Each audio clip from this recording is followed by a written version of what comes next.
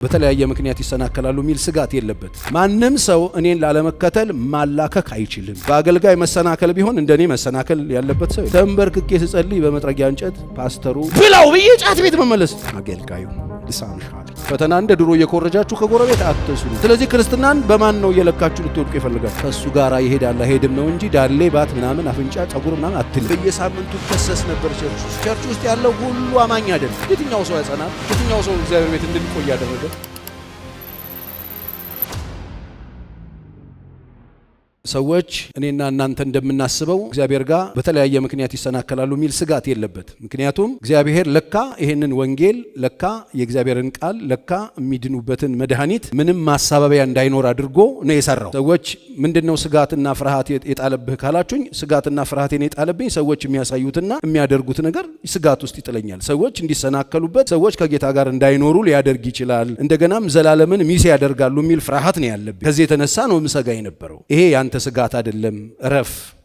ማንም ሰው እኔን ላለመከተል ማላከክ አይችልም። ለምን ስለው ማላከክ እንዳይችል እኔ አድርጌ ነው የሰራሁት ወንጌሉን። ስለዚህ መላከክ አይቻልም። ማንም ሰው ጌታ ኢየሱስ ክርስቶስን የሕይወቱ ጌታና አዳኝ አድርጎ ላለመቀበል ማላከክ እንዳይችል አድርጎ ወንጌል ተሰርቷል። ክርስትና የተመሰረተው ክርስቶስ ላይ ነው። ክርስትና የተፈጸመው ክርስቶስ ላይ ነው። ስለዚህ ማንም ሰው ማንንም ማላከክ አላኮ ምክንያት ፈጥሮ ጌታን የዘላለምን ሚስ ማድረግ አይችልም። ስለዚህ የትኛውንም ሰበብ አስባብ ጌታ አይቀበልም። ስለዚህ በተለያየ ምክንያት የተሰናከላችሁ በተለይ ግብዝ ሰባኪያንን፣ ግብዝ ሰባኪዎች፣ ግብዝ አገልጋዮችን ጨርሶ የሌሉበት ፈሪሳዊ የሆኑ ሰዎችን ተመልክታችሁ አገልጋዮችን አይታችሁ ልትሰናከሉ የምትፈልጉ ሰዎች እግዚአብሔር መሰናከያውን አይቀበላችሁ። ለምን ከተባለ እነሱን ተመልከቱ ስላልተባላችሁ። የእምነታችሁ ጀማሪና ፈጻሚ የሆነውን ኢየሱስን ተመልከቱ። ይሄ የምናየው ነገር አያዝልም ወይ? ያዝላል። በነፍሳችሁ ደግሞ ዝላችሁ እንዳትደክሙ እኔ በጣም ብዙ ችግሮች በሕይወታችሁ ሲፈጠር እኔ ልምከራችሁ። ዕብራውያን ምዕራፍ 11 ላይ ሄዱና እንደ ምስክር የተቀመጡ እንደ ደመና የተቀመጡ ደግሞ ብዙ አባቶች ያሉበት፣ ሞዴሎች ያሉበት፣ ይህንን እውነት የኖሩ ሰዎች ያሉበት ክርስትናው አይነቱ ብዙ መሆኑን ታያላችሁ። አንዳንዱ በክርስትና ሕይወት ጌታን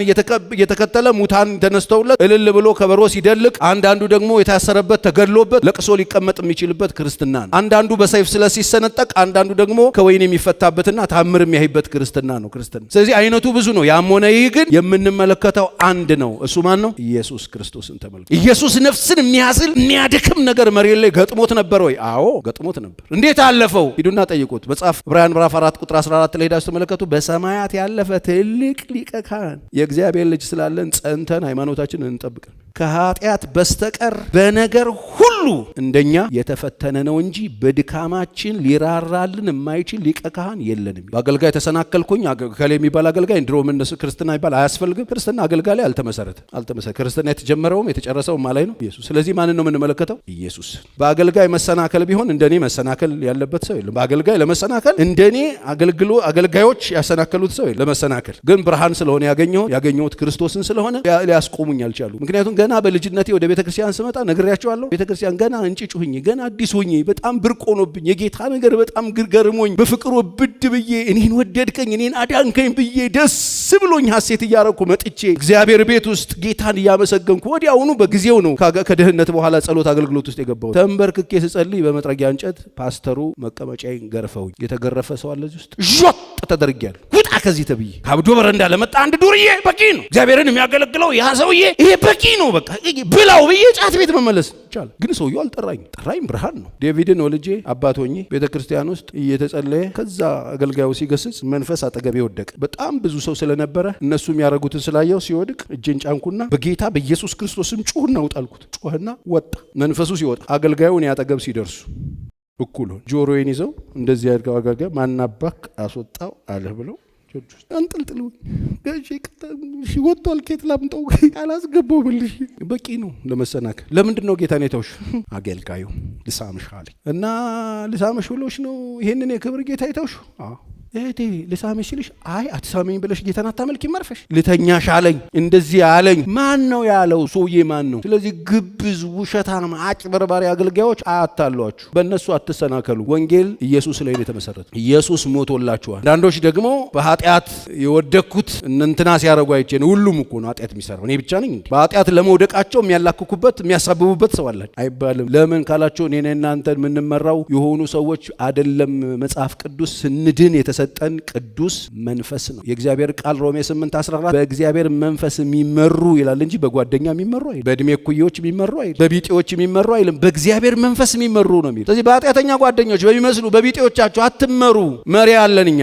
መሪያችን ደግሞ ቅዱስ መንፈስ ነው። ቅዱስ አገልጋዩ እንኳን አይደለም፣ ሰባኪው እንኳን አይደለም። እኔ ጋር አላስቀመጠባችሁም መሪውን፣ እናንተ ውስጥ ነው ያለው። እናንተ ታውቁታላችሁ አለ። እሱ ደግሞ ወደ እውነት ሁሉ ይመራችኋል አለ። እሱ ደግሞ ምን ያደርጋችኋል? ያስተምራችኋል አለ። እሱ ደግሞ ማንም እንዲያስተምራችሁ እስከማያስፈልግ ድረስ የሚገርም አስተማሪ መንፈስ እናንተ ውስጥ አለ። የስ ነው የሚል ሽሹ ነው የተባላችሁት፣ ጽድቅን ውደዱ ነው የተባላችሁት። ፈተና የለም አላለ። በምድር ላይ ትፈተናላችሁ፣ ጌታችሁም ስለተፈተነ። ፈተና እንደ ድሮ እየኮረጃችሁ ከጎረቤት አትስሩ። ፈተና እንዳትወድቁ እኮ ነው ኢየሱስ ሞዴል ይሆን። ክርስትናን የምንጀምረው እሱን እያየን ነው፣ የምንጨርሰውም እሱን እያየን። የሆነ በጽድቅ ቆማችሁ በኃጢአት እየሰሩ ሰዎች ግብብዳ መነጽር ሲያደርጉ ትሰቃያላችሁ፣ ነፍሳችሁ ትዝላለች። በጽድቅ ቆማለሁ ስሉ በኃጢአት የሚሄዱ ሰዎች ሲሳካላቸው ነፍሳችሁ ትዝላለች። ነገር ግን ደክማችሁ እንዳትወድቁ እሱን አስቡ። እንዴት እናስብ? ኃጢአት ሲገጥማችሁ ኢየሱስ ቢሆን ያደርገው ነበር ወይ በሉና ጠይቁ። ጓደኛዬ ቢሆን አይደለም ያለው፣ ኢየሱስ ቢሆን። አሁን የገጠመህ ችግር ጋር ኢየሱስ ቢሆን የመጣ ምሮም ያደርግ እሱን አድርግ። በኃጢአት በጣም እየተፈተናችሁ ያላችሁ፣ አፍንጫችሁ ስራ ኃጢአት ገጥሟችሁ ናርገው አላርገው ሊሁን አልሁን እያላችሁ ያላችሁ ሰዎች ምን እንደምታደርጉ ልንገራችሁ። ይህን ነገር እንትና እንዴት ነው ያደረገው አትበሉ። ወደ ጎን አትሂዱ፣ ወደ ላይ ሂዱ። እሱ ምን አደረገ? እሱ ቢሆን ባንቺ ቦታ ምንድነው የሚያደርገው? ምክንያቱም ክርስትና እሱን እያየን እሱን እያሰብን ነው ምንኖረው። ምንም አይነት ሰበብና አስባብ እንዳናበዛ ተደርጎ የተሰራ ክርስትና ነው ወንድሜ። ነገ አላክክበታለሁ፣ ቸሬ ላይ አላክክባታለሁ፣ እንትና ላይ ምናምን አይሰራም። ማንም ላይ አታላክኩትም ክርስትና። ምስክር እንኳን ካስፈለጋችሁ ይሄው እንደ ደመና በዙሪያችሁ አሉላችሁ። ምስክሮች እነሱ ናቸው። ተሳካልኝ ምናምን እያሉ የሚደንሱ ሳይሆኑ የሞቱ የተሰነጠቁ መከራ የተቀበሉ ካስፈለገ እንኳን። ስለዚህ ክርስትናን በማን ነው እየለካችሁ ልትወድቁ የፈለጋችሁ? ክርስትና ዩኒፎርም አይደለም። ሁላችንም አንድ አይነት ልንኖር አንችል። ሁሉም ሰው ጌታን ተቀበል ብል ብለን አንድ አይነት ዩኒፎርም አይሰፋል። ህይወት ነው። እያንዳንዳችን የምንኖርበት ሰፈር፣ የምንኖርበት ቀበሌ፣ የምንኖርበት ቤት፣ የምንኖርበት አካባቢ፣ የምንሰራው ስራ፣ የምንከፍለው ዋጋ ይለያያል። በዛ ሁሉ መከራ ውስጥ ጸንተን እንድንቆም የምናየው ግን ማንን ነው? ኢየሱስ። አሁን ብዙ ሰው ሰበብ አስባብ ላደረገው ነገር ሰበብ ለምን ይሄን አደረክ? እሱ አይደል ያለው? ከአባታችን የወረስ ነው። ኃላፊነቱን መወጣት የነበረበት ራሱ ነው። የደንገነት የተሰጠው ስራው ለሱ ነው። ጆብ ዲስክሪፕቱ እሱ ልጅ ላይ ነው። ይበላል አይበላም እሷ ናት አንተ የሰጠኝ አንቺ እኔ አይደለው ሄደን ድረስ ማን አስገባዋለ? ይኸው ቋንቋችንን የሚያውቅ እኔን የሚያዋራ ሰው እባብ ልከብኝ ነው። ኦኬ አይገርም? እውነት ነው። እባብንም ቢሆን እኔ የፈጠርኩት እሷ የሚሰጠው እሱ ኦኬ ችግር የለውም ጥፋቱ የኔ ነው ብሎ እግዚአብሔር አስተካከለው። ብዙ ሰዎች ሰበብ ነው የሚፈልጉት ቤታቸውን ለማፍረስ ሰበብ። ስማ ትዳርን ለማፍረስ ሚስትን ተጠያቂ ማድረግ አትችልም። ባልሽን ተጠያቂ ማድረግ አትችልም። ትዳር ለማፍረስ ማንንም ሰው ሰበብ ማድረግ አትችልም። እየተንደረደርክ ሚዜነት ሰልችቶ ሄደ የገባበትን ራስን እንጠየቅ። ማንንም ሰበብ አታደርጉ። ትዳር ለማፍረስ ሰበብ የለም፣ ምክንያት የለም። እሷ ናት ጠንካራ ስለሆነች አስቸጋሪ ስለሆነ ይባላል። ከእሱ ጋር ይሄዳል አይሄድም ነው እንጂ ዳሌ ባት ምናምን አፍንጫ ጸጉር ምናምን አትልም። እሱን ተመልክተህ ከሆነ የምትሮጠው፣ እሱን እያሰብክ ከሆነ የምትሮጠው ለእሱ ትሆናለች ወይ ነው እንጂ የምትለው ለእኔ ትሆናለች ወይ አትልም። ለመኝታ ትሆናለች ወይ አይደለም፣ ለጌታ ትሆናለች። እሱን ተመልከቱ። ዝላችሁ እንዳትወድቁ ደግሞ እሱን አስቡት። ከዛ ደግሞ ከገባ በኋላ በሬሳ ሳጥን ውጣ። በቃ ይሄ ነው። ምንም ሰበብ የለውም፣ ቀዳዳ የለውም። እኔ እኮ በጣም ተሳቅቄ እኮ ስፈልግ ያገኘሁት ሰበብ የለም። ጌታን እያያችሁ የሆነ ነገር ጀምራችሁ መስጠም የጀመራችሁ ሰዎች አላችሁ። እኔ እኮ ጌታን ሙቅ ብሏችሁ እግዚአብሔር የተናገራችሁ የሆነ የትንቢት ቃል ሲመጣ የሆነ ቃሉ እውነት ሲበራላችሁ አሜን ብላችሁ የጀመራችሁት ጉዞ ከጀመራችሁ በኋላ መግባት የጀመራችሁ ሰዎች አላችሁ። መስጠም ሰበብ የለም። ውሃውን ሰበብ አታርጉ። ስትወልዱ ሚስማር 16 ቁጥር ሚስማር ቢላ ብረታ ብረት የምታደርጉ ሰዎች የላችሁ አሉ። ትምህርት እኮ ሲባል አጋንንት ዲያብሎስ መከላከያ ምናምን ብሎ እንዴት እንደሚቀልድባችሁ አስቡ። ሴጣን የሆነ ጣሳ ተራ መስላችሁ ብረታ ብረት አድርጋችሁ ስትዩ ሴጣን ትምህርት እኮ ነው እሱ። ታውቃላችሁ ጌታን እያያችሁ ጀምራችሁ ኪስ እያያችሁ መቀጠል ከፈለጋችሁ መስጠማችሁ አይቀር። ጌታን እያያችሁ ጀምራችሁ መንግስት እያያችሁ መቀጠል ከጀመራችሁ መስጠማችሁ አይቀር። ጌታን እያያችሁ ገቢ ምንጫችሁን የምትከታተሉ ከሆነ ያልቅላችኋል። ጌታን እያያችሁ ከጀመራችሁ ጌታን እያያችሁ ጨርሱ። አይናችሁን እሱ ላይ አድርጉ። ምክንያትና ሰበብ አትፍጠሩ። ጌታን ላለመከተል ሰበብ አትፍጠሩ። አንዳንድ ሰዎች ቸርች ለመቅረት ሰበብ አላቸው። ሰበበኞች ናቸው። ሰበብ የለውም። ጌታን ለማምለክ ምንም ሰበብ አንፈልግ። መዳናችን በቂ ምክንያት አትፍጠሩ። ነገርኳችሁ። ከቸርች ለመቅረት እንደኔ ለመቅረት በቂ ሪዝን ያጋጠመው ሰው በቂ የሆኑ ነገሮች ገጥመውኛል። በቂ ሰልፍ ገጥሞኛል። በየሳምንቱ ከሰስ ነበር ቸርች ውስጥ 7-8 የተከስቼ ያውቃለሁ። ሽማግሌዎች ጋር ያቀርቡኛል። ምን አድርጎ ነው? ረጅም ሰዓት ተንበርክኮ ይጸልያል። እንደገና ሲጸልይ ብዙ ነገር መንፈሱ እየተረበሸ ሰዎቹ በጣም ብዙ አይነት ሰው ነው ቸርች ውስጥ ያለው። ባይዘው ታውቃላችሁ፣ መረብ ማለት ነው ቸርች። ሁሉም ሰው